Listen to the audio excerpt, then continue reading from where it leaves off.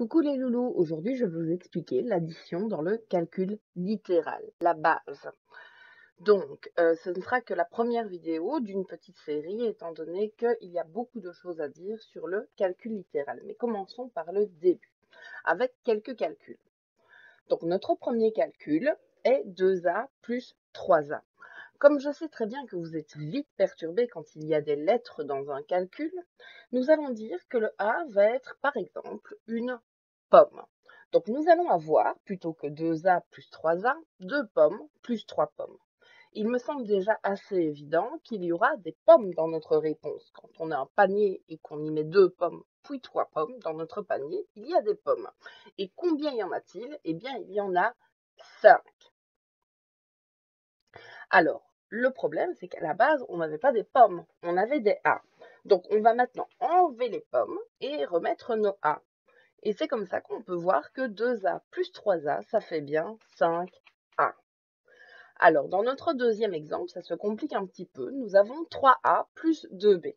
Donc là, il faut faire très attention puisque nous avons deux variables différentes, donc deux lettres différentes. Nous avons A et B. Donc toujours, le A va être une pomme. Le B, quant à lui, va être une poire. Donc nous allons avoir 3 pommes plus 2 poires. Dans notre panier, à la fin, comme dans l'exemple précédent, les fruits ne vont pas changer. Nous aurons des pommes et des poires. Et combien en aurons-nous? Nous en aurons toujours 3 pommes et 2 poires. Donc ici, on ne peut pas faire grand-chose, on ne peut pas commencer à faire une compote. Quand on a 3 pommes et 2 poires, ça donnera toujours 3 pommes et 2 poires. Si on revient maintenant avec les lettres, ça veut dire que quand on a 3A plus 2B, c'est toujours égal à 3A plus 2B, on ne sait rien faire avec, on ne peut pas réduire encore plus. Alors, c'est là que nous arrivons à notre dernier calcul, qui n'est pas beaucoup plus difficile, mais qui est un petit peu plus long. Nous avons 3A plus 3B plus 5A moins 2A. Donc, dans ce cas-ci, on va faire comme dans l'exemple précédent, c'est-à-dire que nous allons remplacer les A par des pommes et les B par des poires. Nous allons donc avoir 3 pommes plus 3 poires plus 5 pommes moins 2 pommes. Alors, première question qu'on se pose, qu'est-ce qu'on aura dans notre panier à la fin? Eh bien, nous aurons toujours des pommes et des poires. Maintenant, la question qu'on se pose, c'est combien?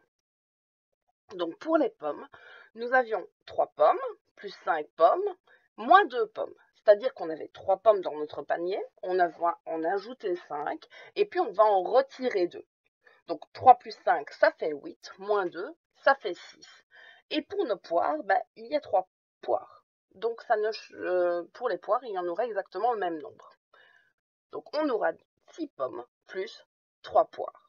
Si je reprends mon calcul avec les A et les B, ça nous donnera donc 6A plus 3B. Puisqu'on avait 3A plus 5A moins 2A, ça fait bien 6A. Et 3B qui était tout seul, ce qui donne 3B. J'espère que cette vidéo vous a aidé et n'hésitez pas à regarder les suivantes.